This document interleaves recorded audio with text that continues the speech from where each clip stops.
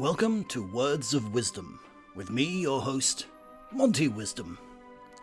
Episode 1, Understanding Agents.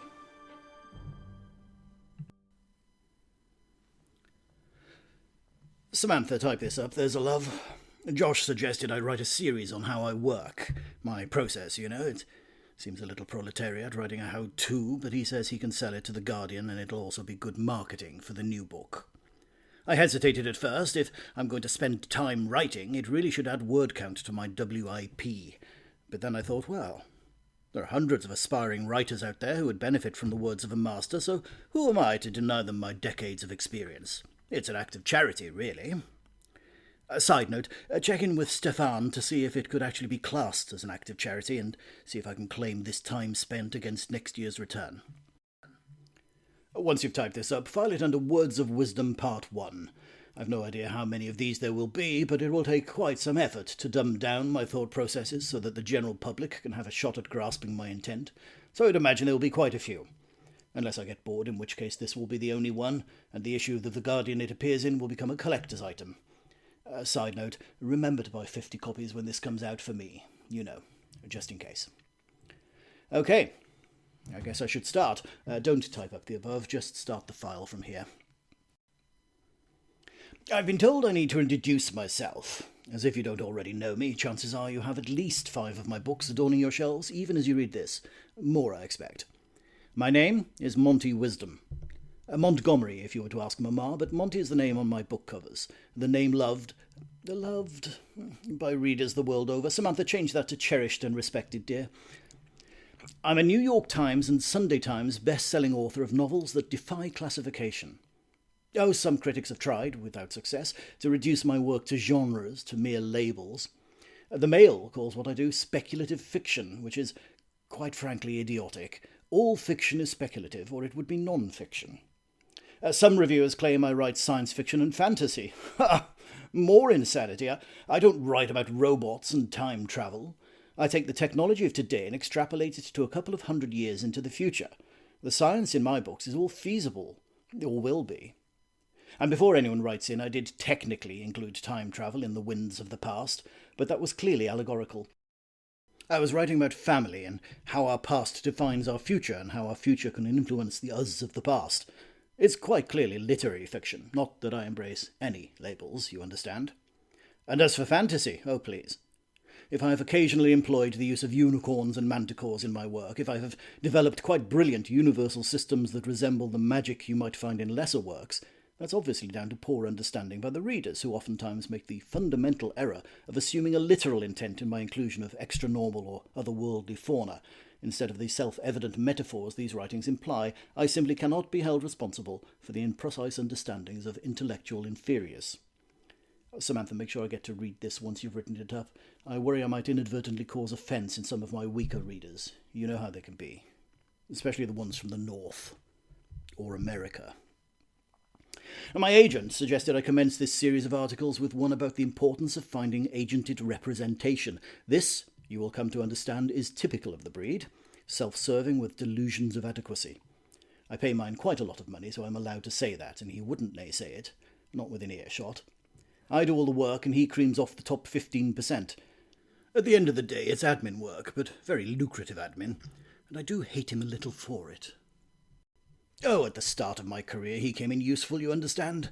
I didn't understand the vagaries of publishing then, so having someone to guide this kiddie author through the publishing maze was advantageous.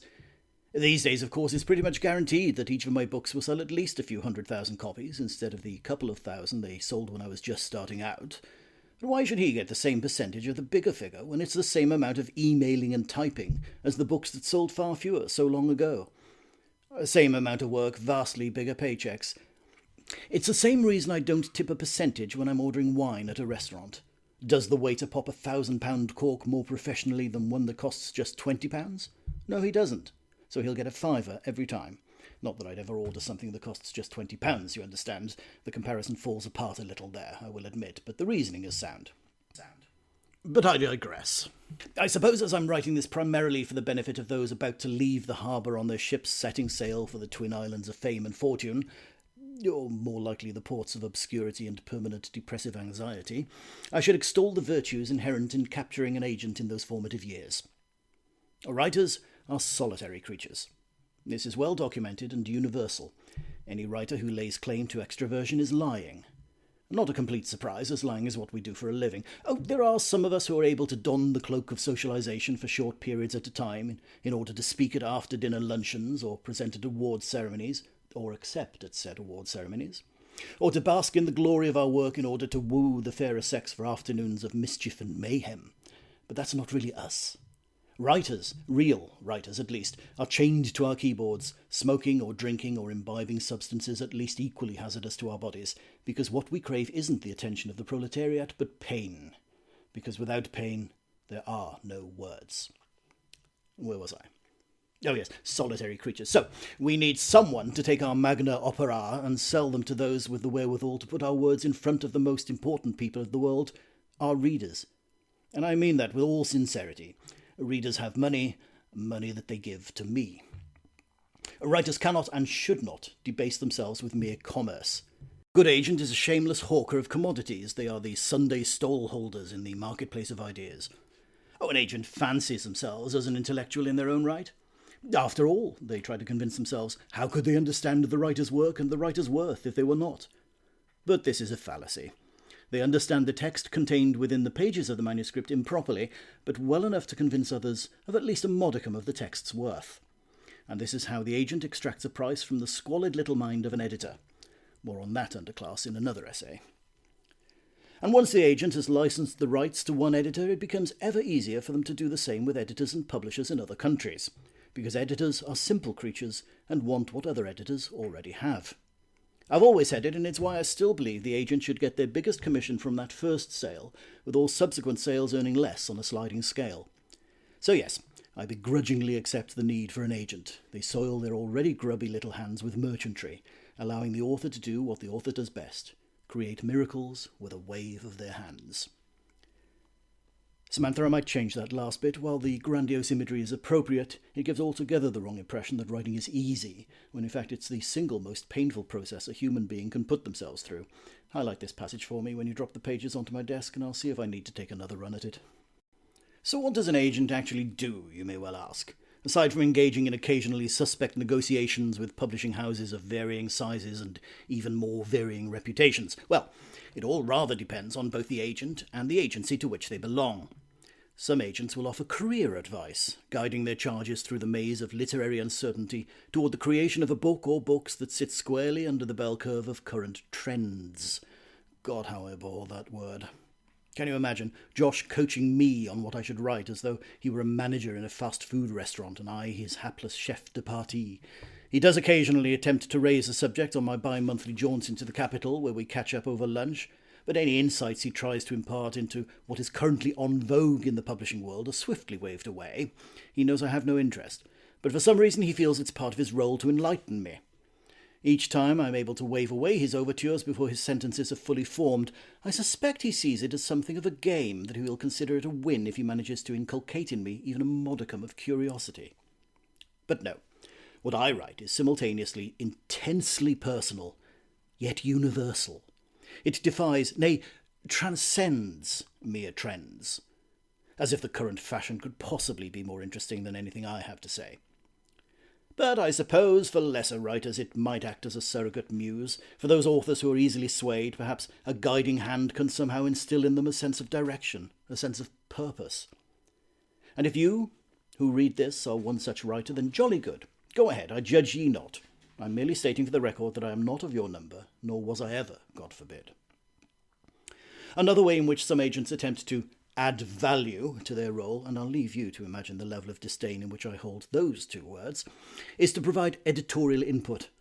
Yes, really. Some agents actually like to make an editorial pass on their writer's work before they send it out through their publisher email list. You'll scarcely credit this, but they actually appear to believe that the notes they provide are of sufficient quality to, listen to this, to improve the novel that the author has laboured over. First of all, that's an editor's role. And why would an author agree to make substantial revisions to a manuscript only to have their editor ask for more? A dear friend of mine once indulged his agent in such a way, and spent 6 whole months rewriting his work according to his agent's notes, only for the editor who eventually bought the book to request another 6 months' worth of work, almost all of which reversed the changes wrought by the agent. He never countenanced such an imposition again. If he'd informed me of his agent's wishes before embarking upon the work, I would have swiftly encouraged him to reject the ridiculous premise that an agent can be both part of the creative process and also part of the business of publishing. I'm sure that somehow, somewhere, there are those that are able to straddle that line, but I am equally sure that they cannot be effective at both. All this, of course, before we discuss the sheer audacity of anyone attempting to offer editorial feedback on anything I've written. And yes, I include actual editors in this, though at least the concept is implied within their job titles, however futile those efforts end up being. We'll discuss editors in a later essay, but suffice to say their value lies in persuading the publisher to offer cold, hard currency in exchange for the limited rights to put our words onto paper. No more, no less. Now, you'd be forgiven for assuming I hold agents in contempt, that I believe their cost to be way higher than their value, and you'd be correct in that assumption 99% of the time. However, there is one role they play that is worth its weight in, well, if not gold, then certainly a copper, which we can all agree is very gold-like in the right light, and the role of which I speak is that of mediator. Occasionally, an editor or someone else at the publishing company one may have trusted with one's words will do or say something so egregious that an intervention becomes a necessary solution. Arguing with underlings is so demeaning. This is where having your very own Josh comes in useful. Having an agent intercede on your behalf means that you, as the creator, can step away and leave the uncomfortable conversations to lesser men. Or women. In fact, statistically speaking, these conversations are very likely to involve the female of the species. Publishing is a very womanish industry where men are a minority, and if there's anything the last few years have taught us, it's that minorities are in right now. Yet we still find ourselves oppressed. Black widows abound along those hallowed halls, and an unprepared author can easily find himself a victim of their sting. An effective agent should calm the waters and apply an antivenom. No, that doesn't quite work. Samantha, sweetie, look up spider bites for me, see how they work. And maybe scorpions. I quite like the idea of using the phrase sting in the tail. I can work in the story meaning of tail somehow. I'll give it some thought. Do one of your precious print ads for me, there's a love. So, how does one acquire the services of such a creature? One would be forgiven for imagining that it would all be rather simple, that agents hover in wait outside the doors of the many literary festivals that seem to crop up with astonishing regularity, in order to pounce on impressionable and unwary emerging writers as they exit the tents in pursuit of a cup of tea or a glass of fizz. After all, it costs the agent nothing to sign an author to their list, and they get paid when an author gets paid. It would appear to the uninitiated that the more authors an agent has under his or her financial control, the better. But no. Agents are a curious breed and tend to sign up a surprisingly low number of authors, presumably in a futile attempt to come across as exclusive in order to justify their extortionate rates. There are a few ways in which a savvy author can convince an agent to take their bait. The first is to find a publishing deal without the dubious benefit of representation.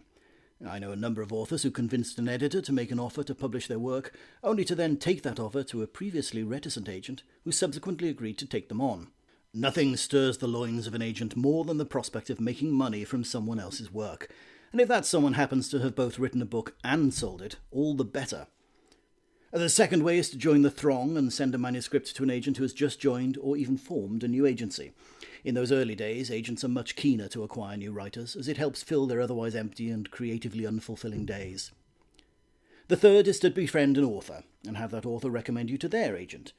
I've performed such generosity myself on no fewer than 3 occasions, and my recommendation is valuable enough that all 3 of my author friends received offers of representation.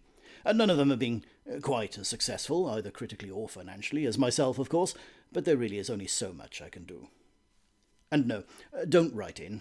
My assistant screens all my mail, and if you're asking for such a favour, I simply won't get to see it.